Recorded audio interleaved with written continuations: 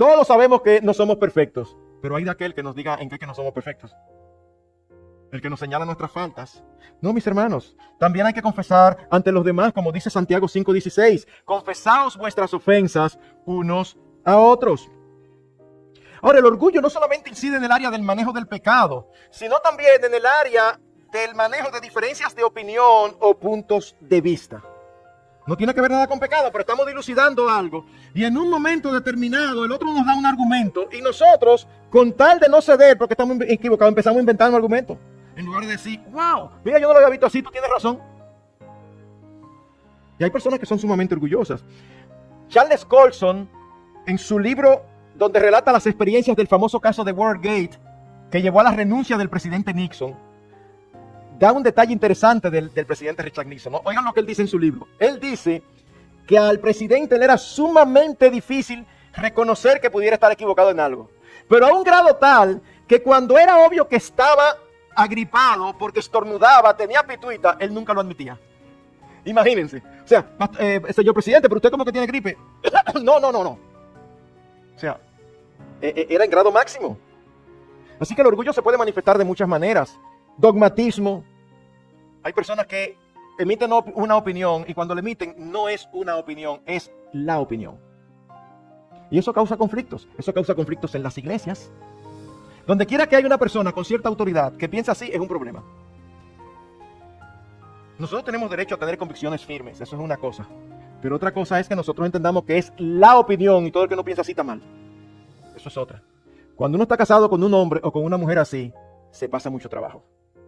Porque es difícil ayudarlo a que vea su falta. Proverbios 26:12. ¿Has visto a un hombre que se tiene por sabio? Más esperanza hay del necio que para él. Es por eso tan irracional y una manifestación tan grande de orgullo cuando se tiene una dificultad y no se quiere buscar consejo. Ustedes no se imaginan la cantidad de veces que yo recibo en la oficina matrimonios con algún problema y cuando empiezan a hablar, yo digo, esto sí está enredado, yo lo estoy escuchando. Y a veces cuando terminan le digo, ¿y por qué ustedes no vinieron hace 2 años cuando todo esto empezó? Que hubiera sido mucho más fácil. Y con mucha frecuencia ocurre que uno de los dos dice, es que el otro no quería. Y generalizando, porque claro que puede ser diferente, pero generalizando, normalmente el que no quiere es el esposo. Normalmente.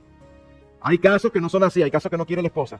Pero mis hermanos, con toda honestidad, yo no encuentro forma, por más que lo pienso, de explicar que una gente tiene una dificultad y no quiera buscar ayuda, porque entonces los argumentos parecen sumamente espirituales. Pero ¿por qué yo tengo que ir de un hombre igual que yo? Yo tengo la palabra igual que ellos y también tengo el Espíritu Santo que dice en la Biblia que nos va a guiar a toda verdad. ¡Wow! ¿Cuánta Biblia tú sabes? Sin embargo, es la misma Biblia que dice que el consejo no es algo vergonzoso, buscar consejo es una bendición. Miren, mis hermanos, el año pasado, el antepasado, hace poco, tuvimos una charla de matrimonios y después tuvimos un tiempo de preguntas y respuestas. Y ocurrió algo que no estaba planificado, pero que desde que ocurrió yo pensé, esto va a impactar la iglesia de manera positiva.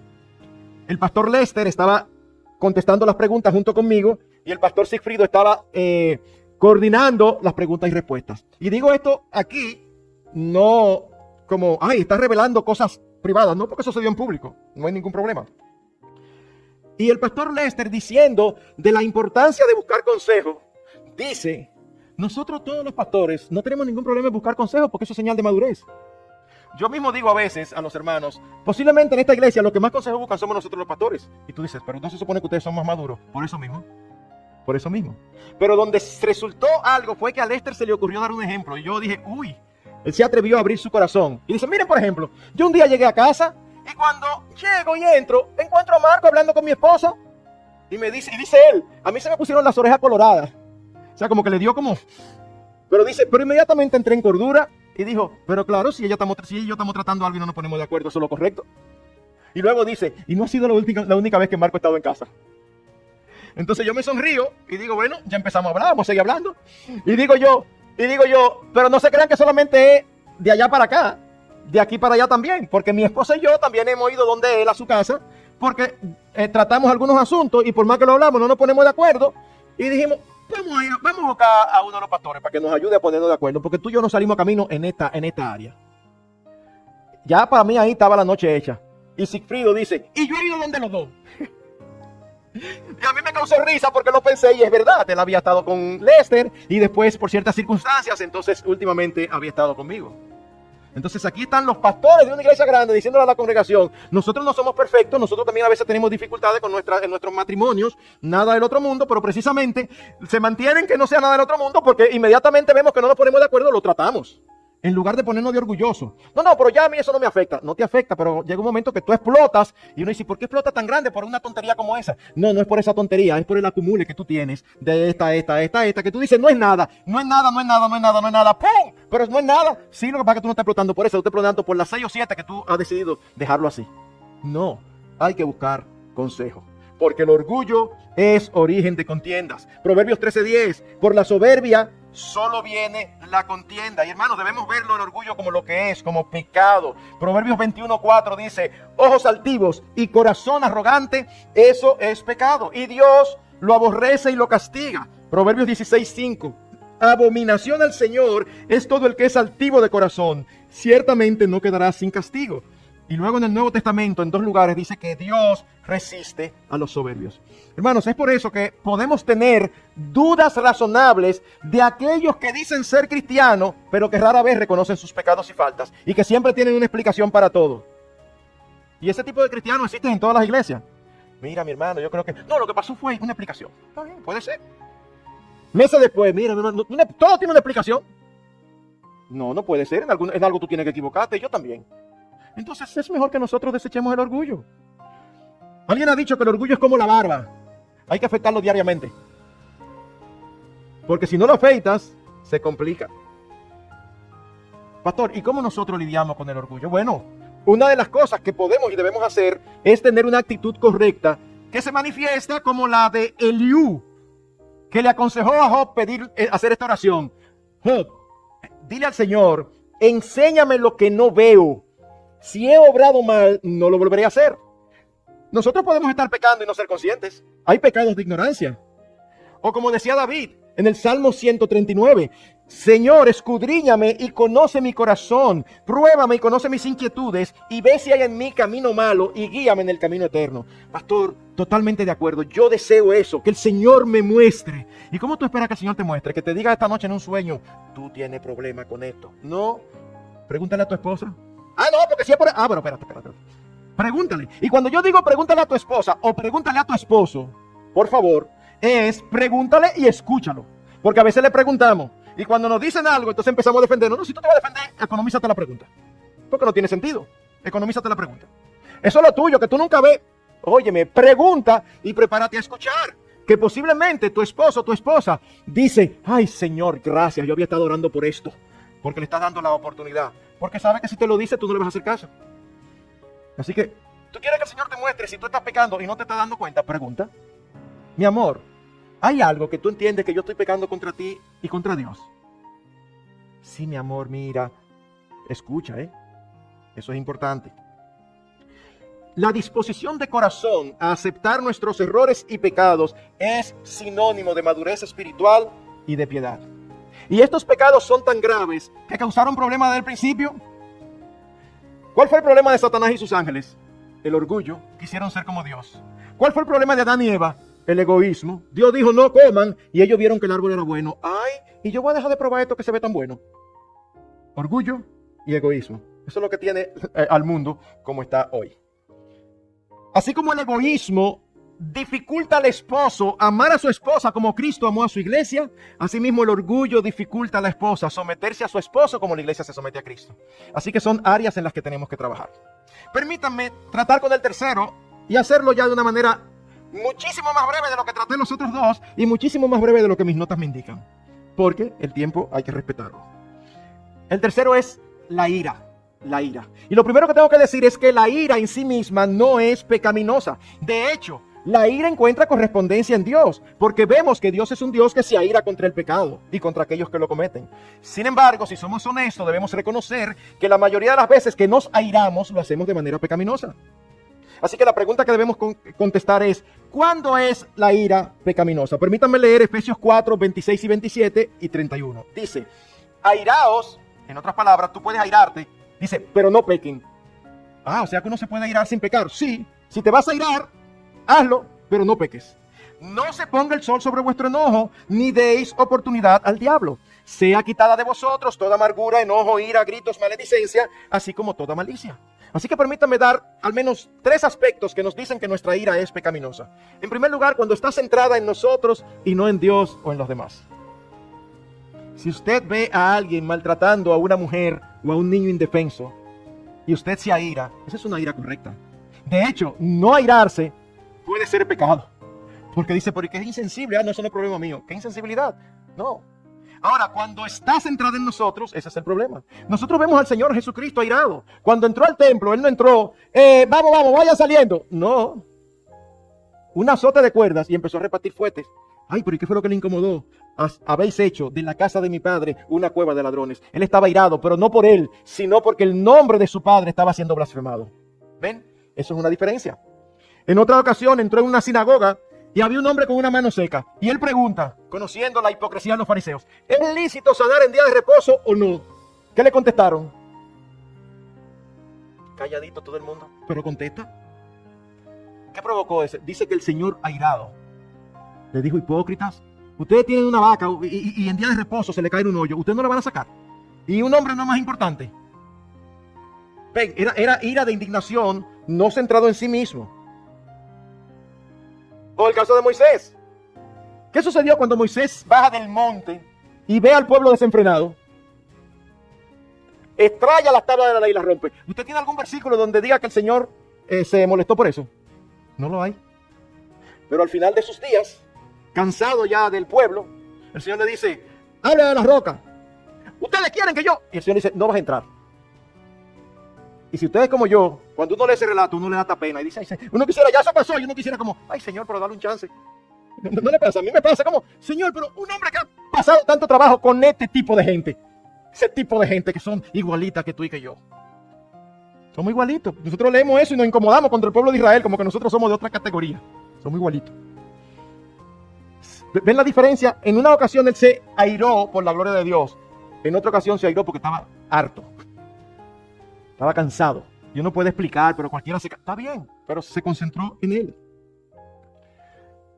Así que cuando está centrado en nosotros y no en Dios o en otros, es pecaminoso. En segundo lugar, cuando nos domina, cuando nos controla y ya no somos controlados por la ley de Dios y estamos expuestos a pecar. ¿Cómo se manifiesta? Alzamos la voz, pronunciamos palabras descompuestas, herimos a otro, insultamos. Hermanos, la ira es parte de un grupo de pecados que tienden a ir juntos. Es por eso que dice Efesios 4:31, sea quitada de vosotros toda amargura, enojo, ira, gritos, maledicencia, así como toda malicia. Proverbios 29:22, el hombre airado suscita rencillas y el hombre violento abunda en transgresiones. Es por eso que la Escritura vez tras vez exalta, alaba a aquel que tarda en airarse. Proverbios 14:29. El lento para la ira tiene gran prudencia, pero el que es irascible exalza la necedad. Y Eclesiastés 7:9, escrito por uno de los hombres más sabios que ha pisado la faz de la tierra, dice, no te apresures en tu espíritu a enojarte, porque el enojo se anida en el seno de los necios. Es de necios enojarse centrado en nosotros mismos y proferir palabras peyorativas, palabras insultantes, palabras hirientes. Cuando usted va a Gálatas 5, usted va a ver que el fruto de la carne es gritería, insulto, todo eso. Y el fruto del espíritu, mansedumbre, paciencia, dominio propio.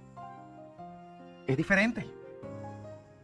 Algunos creyentes aceptan con tristeza y o vergüenza que tienen que trabajar con este pecado en su vida. Pero otros se escudan a sí mismos tras personalidad. Pastor, es que yo soy así de chiquitico y... Esa es una excusa tan típica entre los creyentes. Es que la Biblia nunca nos dice, nos pregunta cómo somos, nos dice cómo debemos ser. Tú y yo vamos a tener áreas en nuestra personalidad, en nuestra crianza, en nuestra experiencia que vamos a tener que trabajar, que otros no van a tener que trabajar. Pero hay que trabajarla. Y algunos lo justifican. No, pastor, yo lo que soy claro, yo no tengo pelos en la lengua. Está bien, pero el hecho de que tú no tengas pelos en la lengua no significa que insulte a alguien o que hable mal de esa persona. No, es que yo tampoco soy hipócrita. Sí, pero hipócrita no significa decir lo que no debes. No, es que yo soy muy fuerte de carácter. Una vez más, tú puedes ser todo lo fuerte de carácter que tú quieras, pero el pecado no se puede disfrazar de bondad o de ninguna otra cosa que no sea pecado. Aún esas personas que son muy pacientes, a veces tienen expresiones que tú dices, eso no es así. Yo no me meto con nadie, todo el mundo me conoce, yo soy muy tranquilito, muy paciente. Y después añaden, pero el que me busca me encuentra. No, que no te encuentre. No digas eso con orgullo, como, estoy tranquilito, pero ay de aquel. No es correcto, dominio propio. Así que cuando está centrado en nosotros y cuando se manifiesta de una manera incorrecta. Y en tercer lugar, cuando perdura. Dice Efesios 4:26, no se ponga el sol sobre vuestro enojo. No se acuesten sin resolver. No, que se fue para los pies. O que anoche durmió en otra habitación. Mis hermanos, no, por favor, no vea eso como natural. No hay que dormir en otra habitación. Pero que nada. Hablen y se duermen tranquilos. Pastor, es que tuvimos como hasta las 2 de la mañana y no nos poníamos de acuerdo. Bueno, esto no es la ley de Media y de Persa que no puede ser quebrantada. No, y la Biblia dice que no se ponga el sol sobre vuestro enojo. Entonces al otro día los 2 zombies a trabajar. No, espérate, hay cosas que son racionales. Pero por lo menos estamos de acuerdo en que tenemos que seguir discutiendo, ¿verdad? Sí, mañana seguimos. Mientras tanto, no ten 2 truños. Buenos días. Tal cosa, sí. No. Tenemos algo pendiente, pero eso no tiene que afectar la relación. Seguimos esta tarde, esta noche, cuando sea. Hablaremos un poquito más de eso mañana. El sentido es, nunca te acuestes enojado. Mis hermanos, es terrible una relación matrimonial donde uno de los dos es explosivo. Y uno conoce demasiadas relaciones matrimoniales donde hay ciertos temas que la esposa no se atreve a hablarlo con el esposo. Pastor, que no puedo hablarlo porque desde que lo digo se incomoda. Eso no es correcto. Tu esposa debe poder hablar todo lo que ella quiera contigo. Tú no tienes que estar de acuerdo. Eso no es obligado. Pero tú no tienes por qué ofenderte ni molestarte porque no piensa como tú. Porque ser uno no es ser clones. Ser uno no es pensar exactamente igual. No, en lo absoluto. Pastor, es que yo conozco un caso que es al revés. Sí, la que no es fácil es la esposa. Bueno, eso puede ser. Puede ser. Proverbios 21:9 dice, mejor es vivir en un rincón del terrado que en una casa con mujer rencillosa. Digan eso. Mira, allá arriba mejor. Porque cada vez que bajo ahí está la mujer. Que tú esto, que tú aquello, que tú lo otro. Ustedes han visto eso de las mujeres peleonas. Y tú dices, ay, mi madre, que el hombre termina el trabajo y empieza a inventar y que déjame ver si yo tengo algo que hacer. Es para que no quiere llegar a la casa porque sabe que desde que llega a la casa lo reciben peleando. Pastor, y si yo tengo una esposa así, bueno, no inventes sitio donde ir, vete a tu casa, ámala como Cristo amó a la iglesia, que no era nada fácil, y ruégale al Señor que tenga misericordia de ella y de ti. Pastor, y si ambos son iracundos, entonces sálvese quien pueda.